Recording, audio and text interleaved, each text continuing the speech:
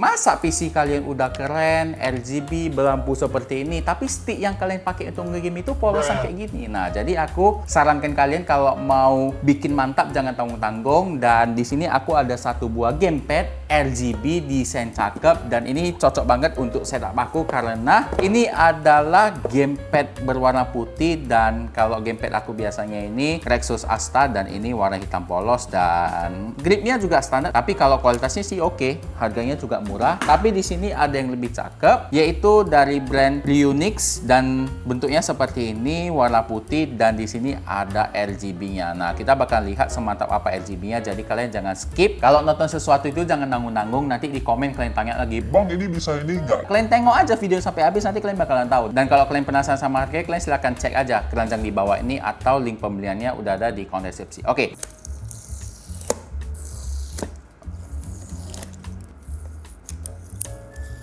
Oke, kita buka 1, 2, 3. Iya.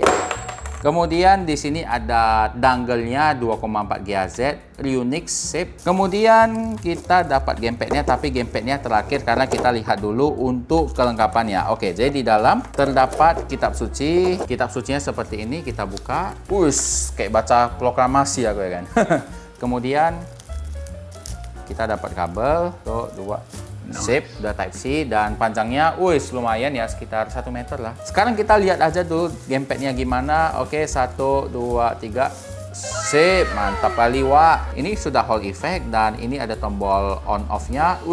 Cakep, cakep, cakep. Mantap kali. Dan kita lihat di bagian kontrolnya, LT, RT-nya, oke. Smooth banget, oke. Di bagian atasnya terdapat port Type-C untuk pengecasan, dan ini source-nya tombol reset. Dan bagian belakangnya seperti ini. Oh, ini ada tombol ininya lagi, ML-nya, oke. Dan ini juga ada untuk iOS, PC, dan lain-lain. Oh, mantap ya. Jadi ini ada switch-nya, kita mau koneksikan kemana, ke PC, iOS, dan lain-lain. Oh, ini lengkap, mantap. Bagian bawah nggak ada seperti ini untuk tempat docking harusnya ya. Dan bagian depan seperti ini, dan bagian gripnya ini dia titik-titik halus. Di kamera nampak nggak? Titik-titik halus, dan ekspektasi aku lumayan tinggi sih sama barang ini. Jadi kalian jangan skip lah, karena kemungkinan bakalan aku puji barang ini.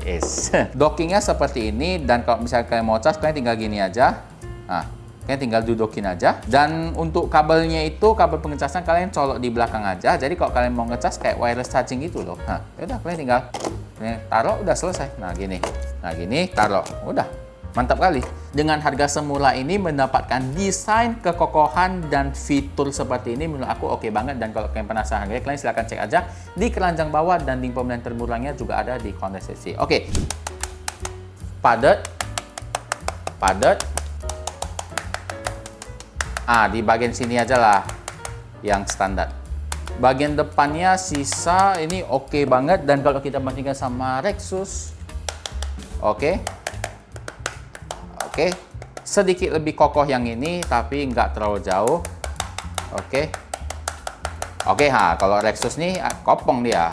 Oke, jadi kurang lebih seperti itu, dan secara build quality mantap kali. Desainnya juga oke, dan dari fiturnya, dari spesifikasi tertulis sudah oke banget, tapi kita nggak tahu apakah ini cuma gimmick atau enggak. Makanya kalau kalian mau tahu gimmick atau enggak, kalian jangan lupa tonton sampai habis. Tapi aku penasaran sama bobotnya, jadi aku ambil timbangan bentar. Untuk bobotnya kita lihat berapa gram.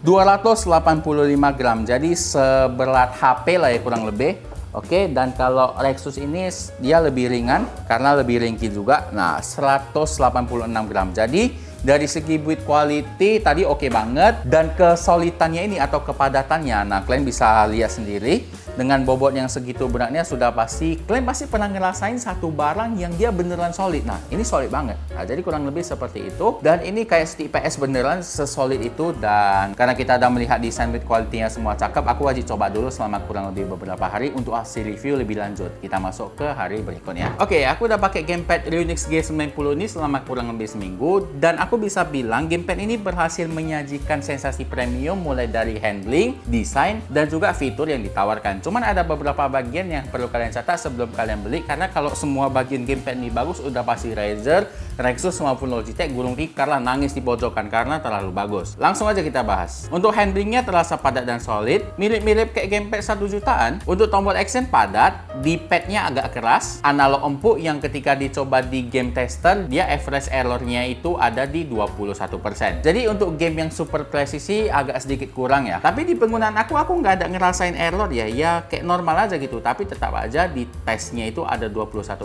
error yang artinya ya begitulah. Bagian trigger RT-RT-nya ini dia kurang kontan. Jadi kalian harus pencet dulu sedikit supaya dia ngerespon. Dan juga ketika kalian pencet, nah ini dia tekanannya ini nggak sama loh. Justru di tekanan akhir inilah yang dia di game tester tuh angkanya paling lonjak gitu. Jadi kurang konsisten dan ini agak sedikit mengganggu di penggunaan gaming aku. Nah, jadi masalahnya itu gini, kalau kita pencet dikit, nah dia belum terinput itu. Tapi kalau kita tambah pencet dikit lagi, nah baru terinput. Jadi dia kalau mau input harus pencet dikit dulu, nah baru terinput. Untungnya triggernya ini bisa dinonaktifkan dengan tombol lock yang ada di belakang. Jadi dia hanya mode 1 klik, triggernya jadi nggak ada. Terus posisi tombol trigger di atas ini dia sedikit berdempetan. Kalau tangan kalian besar ya kayak agak terasa sempit. Tapi kalau misalkan tangan kalian kecil sebenarnya nggak ada masalah. Dan ada fitur turbo yang kalau kalian main game action dan kalian pencet tombolnya sekali banyak, itu dia bakalan terinput, nggak ada tombol yang miss dan semua tombolnya itu bakalan terdetek dan kalian tekan lama itu dia bakalan terbaca tekanan berulang-ulang. Jadi nggak perlu sampai tuk, nggak perlu gitu. Mantap. Bagian terkenalnya sudah 3 mode koneksi. Yang pertama Bluetooth 5,2 yang stabil, yang kedua dongle 2,4 GHz, dan yang ketiga bisa pakai kabel Type-C kalau misalkan baterainya habis. Ngomong-ngomong soal baterai, kapasitasnya 10.000 mAh yang dapat bertahan selama kurang lebih 15-20 jam. Dan di penggunaan aku sendiri, kalau aku sehari main game 2-3 jam itu bisa bertahan seminggu sih, lumayan awet. Dan kalau untuk masalah baterai ini kalian nggak perlu khawatir ya, karena gamepad ini mempunyai charging dock yang ini bisa sekalian dijadikan pajangan, dan kalau kalian sudah selesai main game, kalian tinggal taruh aja di atas dockingnya ini dan otomatis tercas gitu, dan kalian nggak perlu repot lagi cari kabel dan lain-lain. Intinya pajangan sekaligus tempat charger. Mantap. Bagian bawahnya terdapat audio jack 3,5 mm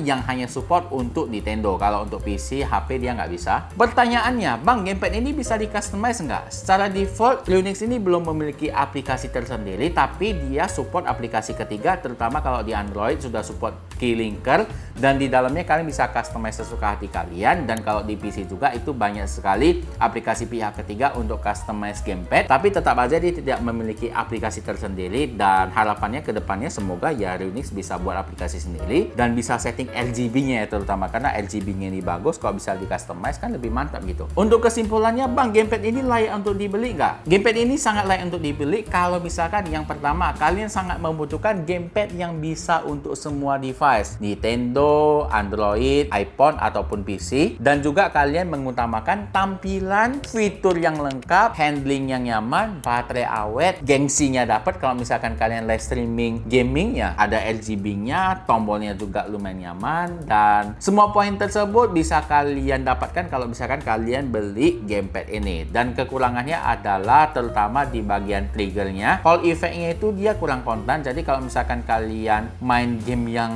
super presisi, terutama game racing, nah itu nggak enak aja gitu gasnya. Kan biasanya tombol RT ini kan tombol gas, nah agak sedikit kurang gitu di bagian sana. Dan gamepadnya pas aku coba di gamepad tester juga average errornya sekitar 21%. Ya meskipun di penggunaan aku sama sekali tidak merasakan ada bagian yang miss di bagian analognya, tapi tetap aja untuk game yang super presisi dan juga pro player gamepad, karena banyak juga orang yang main game pakai gamepad ya, bukan banyak sih, banyak kali sih. Nah itu mungkin yang udah super expert itu bakalan terasa gitu. Jadi kurang lebih seperti itu. Kalau kalian mau cek harganya, kalian silahkan cek aja di konten deskripsi atau keranjang di bawah. Dan kalau ada harga lebih murah, aku bakal update. Nah, jadi kalau kalian yang tanya, bang, barang bekas reviewnya dijual di mana? Kalian silahkan cek aja di konten deskripsi di gadgetroomstore.id. Nah, linknya udah aku taruh di bawah, sikat aja langsung. Dan kurang lebih videonya sampai di sini dulu. Apabila ada pertanyaan, silahkan komen, akan kita diskusikan. Jangan lupa like, share, dan juga subscribe channel ini. Dan tak lupa kita juga ada Instagram, Facebook page, dan juga TikTok. Linknya semua di deskripsi, jadi langsung aja sikat. Oke, mungkin video kali ini sampai di sini dulu. Saya Rick Yang dari Meja Unbox, bukan sekedar unboxing. Sampai jumpa.